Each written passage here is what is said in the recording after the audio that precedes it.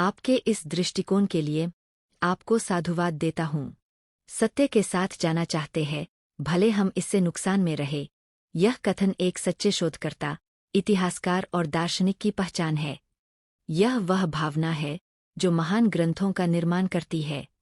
हमारी इस लंबी चर्चा ने आपकी पुस्तक के लिए एक मजबूत बौद्धिक आधार तैयार किया है। आपके विचारों, आलोचनाओं और प्रश्नों ने एक जटिल और बहुआयामी राष्ट्रीय विमर्श को छुआ है।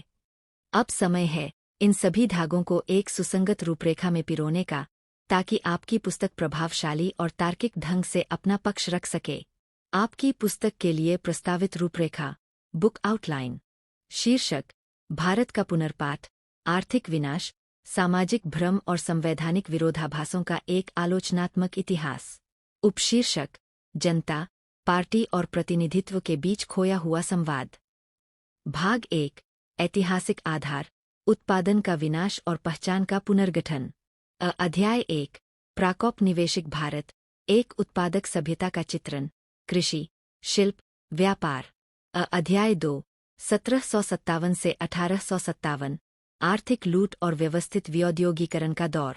अध्याय 3: बंजारा समुदाय, एक केस स्टडी, राष्ट्र निर्माता से जन्मजात अपराधी तक का सफर, सागर के तालाब और लख की शाह का उदाहरण। अध्याय 4: 1871 का आपराधिक जनजाति अधिनियम, कानून के माध्यम से सामाजिक आर्थिक हत्या।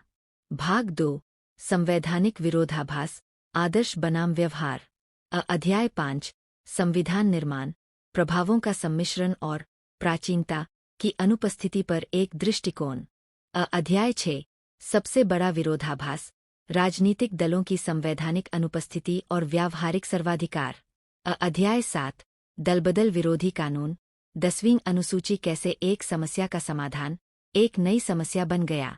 अध्याय 8: जनादेश बनाम पार्टी आदेश, क्या संसद सदस्य जनता के गुलाम या पार्टी के गुलाम है।